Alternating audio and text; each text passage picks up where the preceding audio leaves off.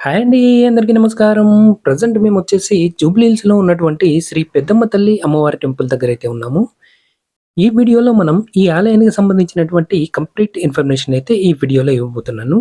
వీడియోనైతే చివరి వరకు చూడండి. నచ్చితే ఒక లైక్ చేసి సబ్స్క్రైబ్ చేసుకొని సపోర్ట్ అయితే చేయండి. ముందుగా వచ్చేసి ఈ ఆలయం యొక్క టైమింగ్స్ అయితే తెలుసుకుందామండి.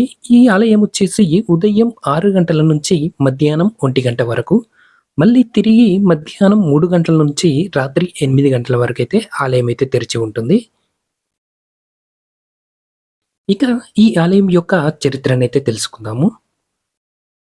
హైదరాబాద్‌లో ఉన్నటువంటి అతి పురాతనమైన ఆలయాలలో ఈ ఆలయం కూడా ఒకటి. దివంగత మాజీ మంత్రి అయినటువంటి పి. జనార్దన రెడ్డి గారిచే పునర్నిర్మాణం జరిగిన ఈ ఆలయ సముదాయంలో 5 అంతస్తుల గర్భగుడి, 7 అంతస్తుల రాజగోపురం, కళ్యాణ మండపం, వసతి గృహాలు తదితరవైతే ఉన్నాయి. అలాగే ఈ ఆలయంలో మనకు ఎత్తైన ధ్వజస్తంభం అయితే ఉందండి. ఈ ధ్వజస్తంభం వద్ద రూపాయి బిళ్ళ పడిపోకుండా నిలువుగా నిలబడితే మనసులో ఏదైనా కోరిక కోరుకున్నది అది నెరవేరుతుందని చెప్పేసి భక్తుల యొక్క నమ్మకం.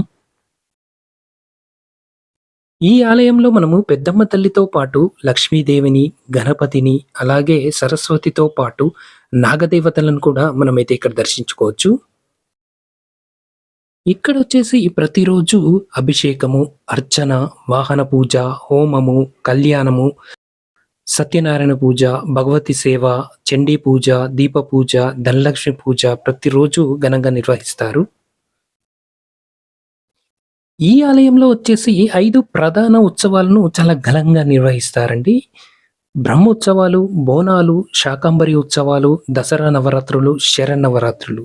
ఈ 5 ఉత్సవాలలో ఆలయంలో మనకు ప్రత్యేకంగా పూజలు, అభిషేకాలైతే జరుగుతూ ఉంటాయి. ఇక్కడొచ్చేసి ప్రతి మంగళవారము, శుక్రవారము అన్నదానమైతే జరుగుతూ ఉంటుంది. ఇక మా దర్శనమైతే కంప్లీట్ అయింది.